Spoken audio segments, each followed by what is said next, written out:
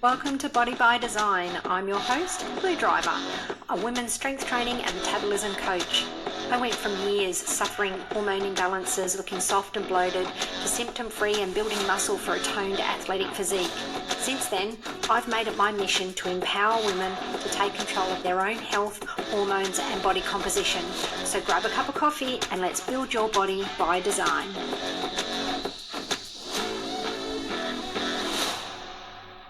Welcome back to the podcast, everyone. This week I have a very special guest. Laura has joined me. She's a client of mine. She's fairly new into the program, but I wanted to bring Laura on to tell her story about what it's like in the very beginning. We hear a lot of stories about, the big transformations and the big wins at the end of it, but what can it be like in just those early weeks? So welcome, Laura. Thank you for joining me. Oh, thank you so much for having me, Lou. I appreciate it. So, I'd love you to tell us a little bit about where you were and what made you go, okay, I probably need some help here. Whew. Well, I guess basically, we've been going through a lot of life transitions, and stress was a big factor in my life. My boys were growing up, and my husband was moving and buying a business, and we just had so many things going on. I started to hit my 40s, and I realized all the things that I had been doing weren't really working anymore. And then I was losing my passion, my drive, my motivation of any kind to continue doing anything good for myself, because it was all I could do to survive and be strong for my family and just try to get through each and every day. And I could feel my body was just not where I wanted it to be. I don't like looking in the mirror. I didn't sleep well. I just felt like garbage all the way around. And I just know I needed somebody smarter than me to kind of help me get back on track. So would you say that, you hit your 40s and then you're saying you didn't like what you saw and how you felt, and it was just kind of a day-to-day survival? Is that through just the things that happened in your life, or do you think there was a lot of things you were doing that just kind of stopped working when you hit your 40s?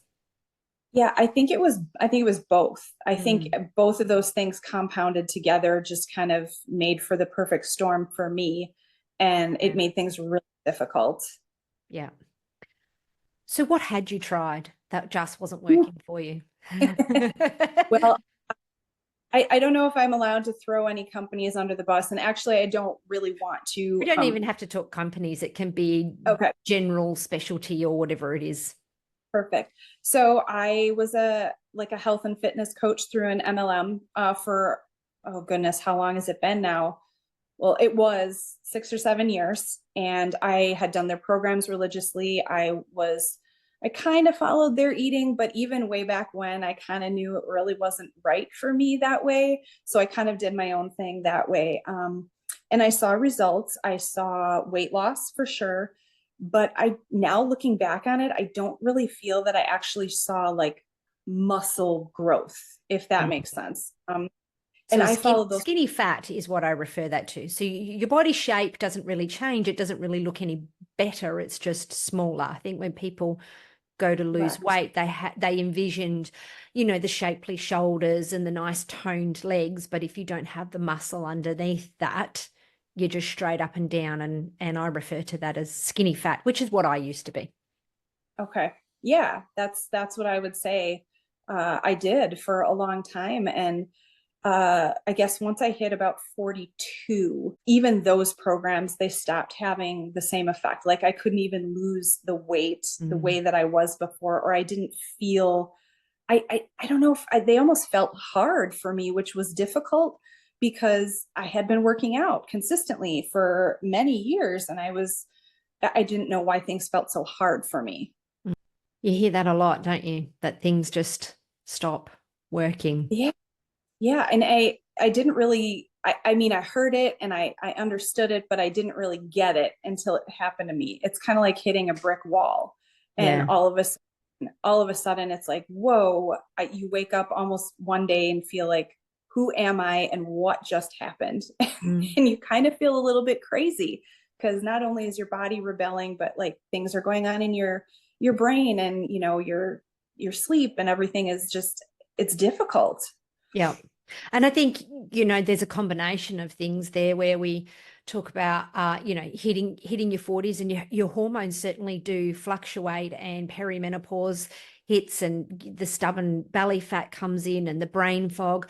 I also think there's an accumulation to the major hormone fluctuations we get is an accumulation of all these crazy diets and supplements and pills and everything. It's an accumulative effect. And then once our hormones, we're a lot more resilient when we're younger, I think. And then when we get a little bit older and, you add some stress in, and, you hit perimenopause where your hormones start to fluctuate, we just don't fare as well as what we used to. And this is where a lot of women get stuck. So to give the listeners a little bit of a background, jumped on a call with Laura. She was interested in the coaching, so she wanted to know more about it. So we jumped on a Zoom call, and she spoke about, she'd been taking supplements and she felt like that they weren't working anymore. And I asked her what she was on, and I remember she moved the camera and there was this kitchen bench top full of supplements. And I've actually Yeah. gone back through her intake form and counted the supplements. And Laura was on 18 supplements. Imagine the cost of that even. Mm-hmm. And Yeah. and still not feeling good and feeling lost when you're at a time in your life where your boys are growing up and they're becoming so independent, and it's a different phase in life when we become empty nesters almost. And a time where we can really flourish and think about ourselves, and yet you're in this place of just dead and down and not able to focus on much at all. So yes, Yep. 18 supplements.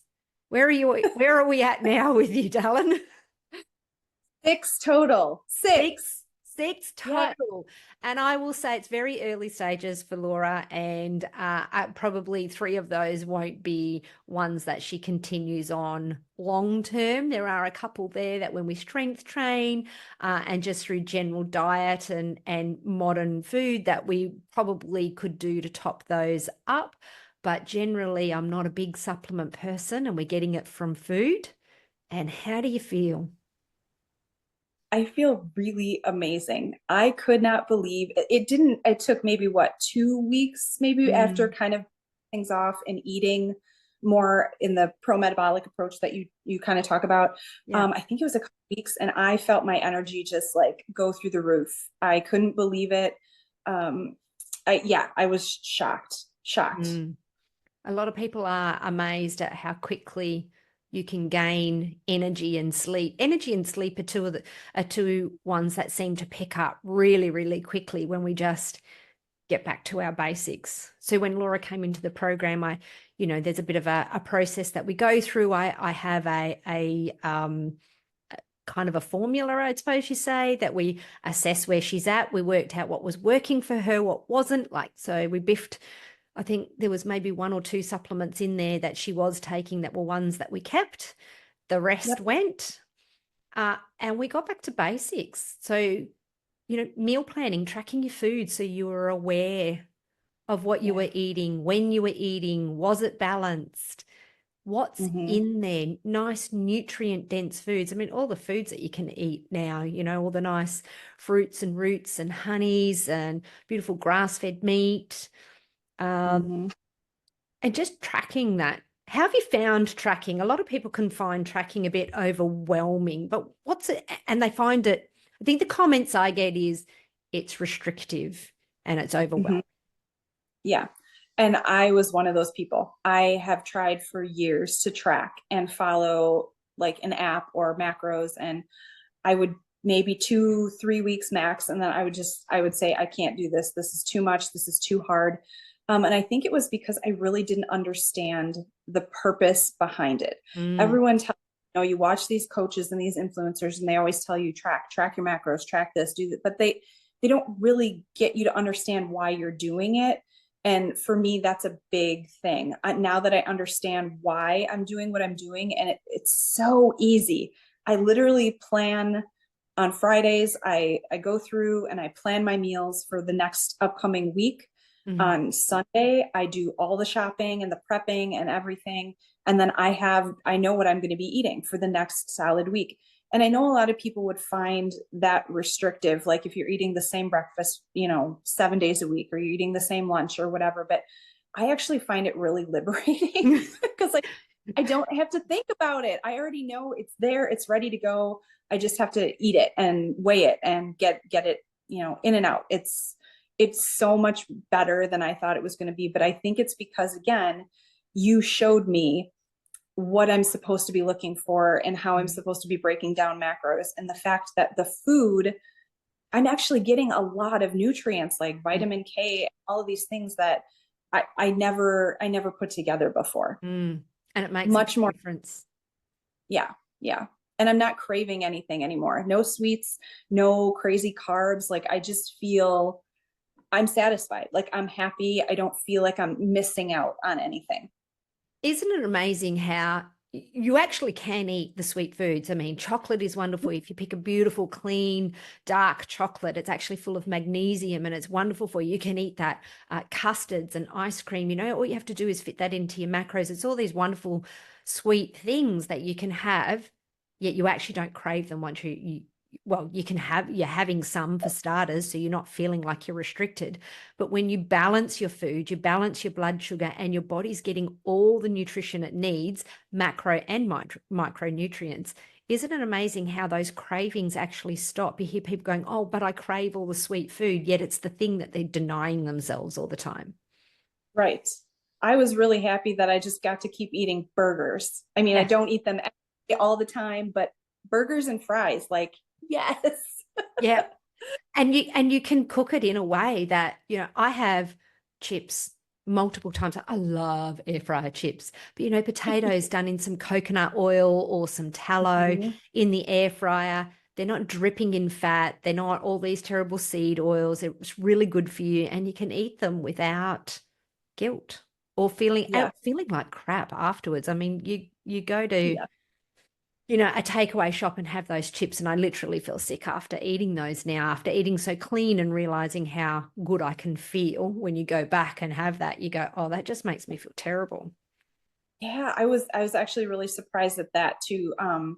That actually going out has become kind of twofold for me. I actually look forward to it more now because it's a rare thing. It's not something that I'm doing all the time. So when I do go out, I'm really excited to go out.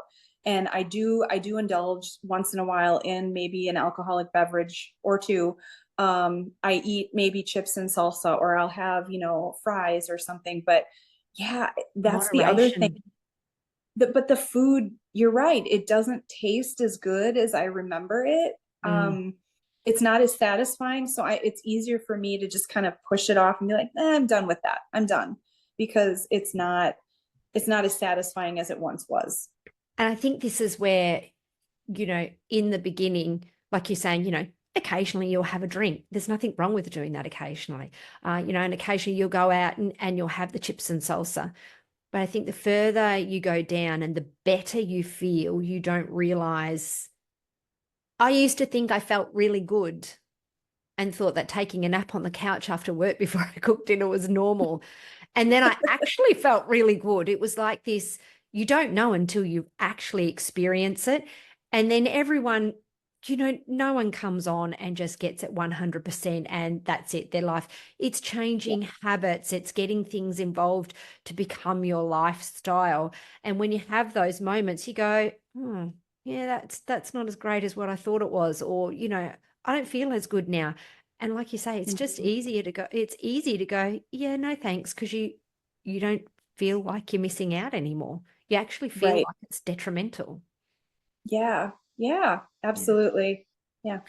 So in that quick tidying up and bringing back your energy, and we started bringing, because you were actually told not to weight train because it was too stressful. Because obviously you had, with all the stress going on in your life as well, you had some cortisol issues, which, you know, some of the supplements are supporting that for you at the moment. Because sometimes, yes, our bodies do need a little bit of extra support over and above the foods. Mhm. But you were also told don't strength train because it's stressful, and yet you're strength Right. training. Yes. Yeah. I was told to maybe put that on a back burner for a while until we could get my cortisol levels, down, my blood sugar balanced, until I was just, I guess, feeling better, or she saw some sort of change in me, whatever that is, that we weren't putting that stress back onto my body. Yeah. Mm. But when you feel yourself well going in, feel yourself well coming out, it's not actually that stressful on your body. You don't feel stressed training, do you? No, not at all. No, Mm. no. I feel, and that was the other thing that took me a while to get used to, was eating a meal or a snack or whatever you want to call it before training. Mm. I was one of the women who fasted before workouts, like again, for years, because I thought I was getting sick going into my workouts if I would eat anything. And it turns out I was eating the wrong thing and I wasn't doing, so there was just a whole lot of that. But now, Yep. yeah, fueling right around my workouts, I just feel better. Yeah. And it's and there is a our bodies are designed to have some stress on them. It's whether we can bounce back from that. And you're doing that really well. Obviously, we met you where you were at. So we've started with home gym for you. It is still strength training. It's heavy in relevance to you and where we're at. So obviously, any clients that come in, you know, I always meet them where they're at. But excitingly, you've just progressed. Yes. Laura's just told me she's joined the gym. I am so excited. We're going to the next step for her. So in these initial stages, you and I, we had this plan of we wanted to get you to a place where your body was at homeostasis, that you just felt good, your cortisol was down, we knew what your maintenance calories were. And we did that, yet you had significant measurement shifts. You know, when your body's full of cortisol, you're very inflamed. And when you don't have energy, you don't feel like moving. And all of a sudden, the calories that you're on, we've just bumped your calories up even to Yeah. sustain your weight a little better rather than it coming down. But you had these immediate visible results. Tell us a bit more about that.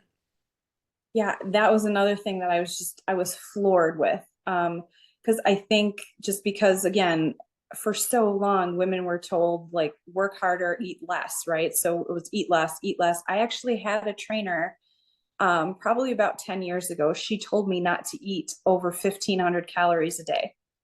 Yeah, Goodness. it seems crazy to me now. And then when you bumped me up to a little over 2,000, like, I had a mini panic attack because I was like, Yeah, we how had in to the talk Laura through this when I was like, I need to bring her calories up. How do I tell her this? yeah, I couldn't believe it. I was like, wait, no, how am I going to lose any weight? How am I going to, but you're right. It's getting your body to feel safe again. Mm, And you're eating those good foods that your body is craving, and it doesn't hold on to that inflammation, and it doesn't feel stressed in the negative way. So you're able to lose. Yeah, I've been losing inches without really even trying. Um, and I have lost a few pounds, nothing major, which is I'm struggling with, but I understand that that wasn't our goal at this yeah. point. I was trying to get But key healthy. there, you've only lost a couple of pounds, but you've lost inches. Yes, yes. So the difference being is we don't walk around with a label stuck on our head saying, I'm this many pounds. Like it's not the scale.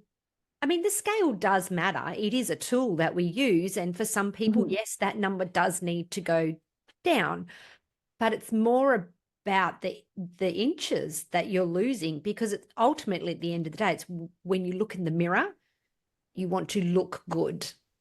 Yeah, And that yeah. doesn't come from a number on the scale. You're not holding the scale up next to you going, oh, yeah, this looks good because it's this number. Right. It's the centimeters or the Yeah. inches for you. Sorry, you Yep. guys are American. It's the I know. inches. I'm sorry. Yeah. Where Laura and I are always going backwards and forwards between metric and yeah. Anyway, we get there. So that's a big difference. So you actually had quite a change in the inches. Yes, a couple of pounds, but quite a change in the inches. Then Yep. we went, okay, inflammation's coming out, weight was starting to come down.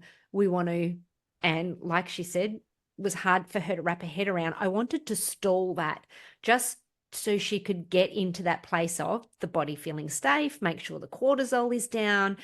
She's really healthy. It identifies what someone's maintenance calories are and it primes them. If we can get your calories as high as possible before a deficit is always based off of a percentage cut. So not like, I know there's a thing out there where they go, I'll cut at 500 calories. Well, if you're 150 centimeters compared to 177 centimeters, and that's the range of women that I've got, someone at 150 centimeters cutting 500 calories out of them is very different to someone who's 177, and where their metabolic rate is at and where their muscle mass is at, because that determines the amount of calories that they're losing. So it's a percentage cut.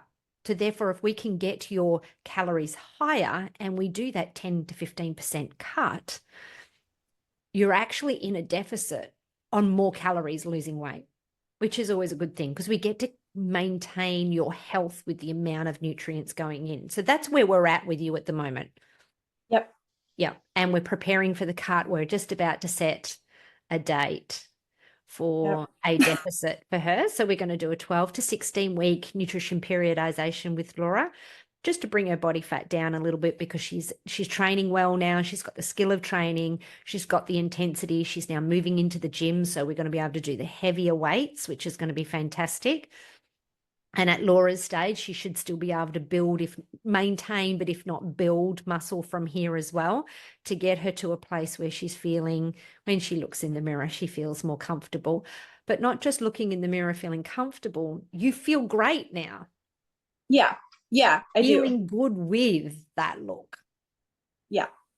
And then longer term plan, obviously we go back to, bringing you back to maintenance and continuing to build that muscle for, wherever it is that you would like your look of muscle mass to be. But, in the beginning, obviously most women need to build muscle mass. So it's a very exciting journey. I can't wait to see where you land, but it's been very interesting watching you. The one thing I will say with Laura is when she got in, she committed to it.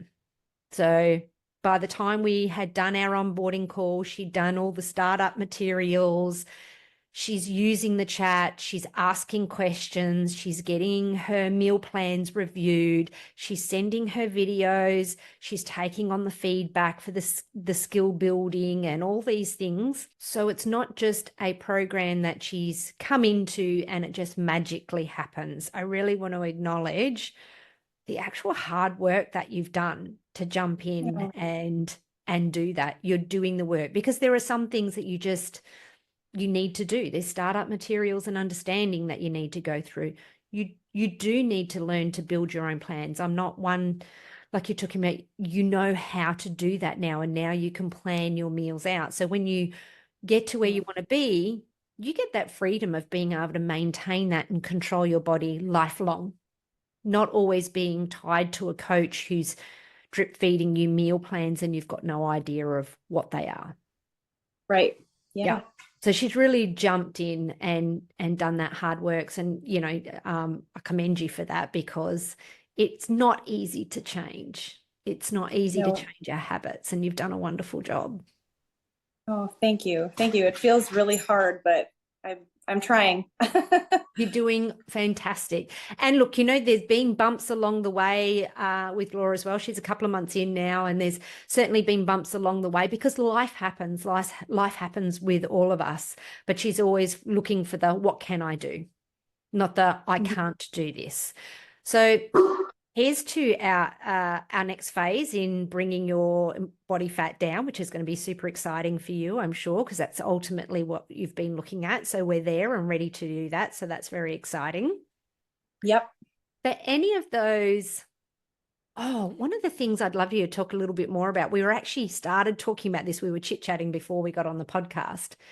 When we were the supplements, the quick fix, the Yeah, easy way. Now yeah. you've been down that track of multi-level marketing that do the supplements, 18 supplements to 6. So you've been down that path. What's the message out there for people that are, oh, I'm perimenopause, what supplement should I take? What's going to help with my cortisol? I think it's so easy for us to want to grab onto that one thing that we're missing, or that one supplement, that one workout, that one whatever it is. And it's different for everybody. So I Mm. think we all, well, I shouldn't say we all, but a lot of us fall into the trap of like, I'm just going to take it all. I'm going to do it all. And it's not always beneficial to do it all. You don't need it all. You have to find what works for you, and that takes some digging, some work, some tests, some things. And I know that's not what people want to hear, because it's not a quick thing. It's just not it's not going to happen overnight. And I mean, I've fallen into that trap a lot with like, okay, if I do this program and I eat this way and I take these pills or these vitamins, or I drink this, or I do whatever, like I'm going to get these results. But that's not realistic. My body is my body. It's not anybody else's. And I really think that people need to learn about themselves and kind of push that noise to the side, and not assume that just because this one particular supplement worked for this person and they look amazing, that's not what I need to do. And that's a really hard tune out Yeah. because of social media and what we're fed constantly. Oh, it's everywhere. The supplement that will do this for you. And some supplements, like we know some supplements have their place, but like you say, everyone is different. And I think if you fix the foundation first, eat nutrient dense foods, get your meals balanced so your blood sugar is balanced, get some strength training in there. There may be some little things left over then. Like you came in feeling fatigue and brain fog and all these things that you were feeling. What's the first thing we do? Get rid of all the supplements, get the basics right. Then what are the little bits that are still showing up? And they're the things that may need some supplementation support, which is going to be different for everyone. Like you Right. say, everyone's not the same. But if you fix those foundations first, I think that's part of getting rid of the noise. I think people want to go out and get blood, they feel terrible. They know their hormones are out of whack and they can't lose this weight and they don't know what's going on. Not once have they looked at their diet. They're not Mhm. doing movement right for their body, and they go and have testing done. Well, yeah, they're going to find a crap load wrong with them because they feel like shit. Now, of course, they're going to find a lot of things wrong with them. But if they did those basics first, there's going to be less things that come out that need addressing, that need extra support, because those foundations will tidy up, like you referred to, the noise in your body, the things that are just basically craving, just give me some nutrients and I will be fine. Yeah. For you, Yeah. you went through a lot of things. You've had some loss and some major changes, and you and your husband are living apart while you do this move. And there's lots of things that have gone on that have put a lot of stress in your life. So cortisol's been a bit of an issue for you, and we needed to address that over and above the basics. So yes, there is supplements that are good for that, but that doesn't mean that that's going to help everyone. Looking at the nutrition first. I get very frustrated that doctors will not ask once about nutrition before they pull the script pad out, before they start Mhm. ordering blood tests, before they start, taking this supplement or whatever it is, when they're just not, how often are you moving? What sort of movement are you doing? What's your nutrition like?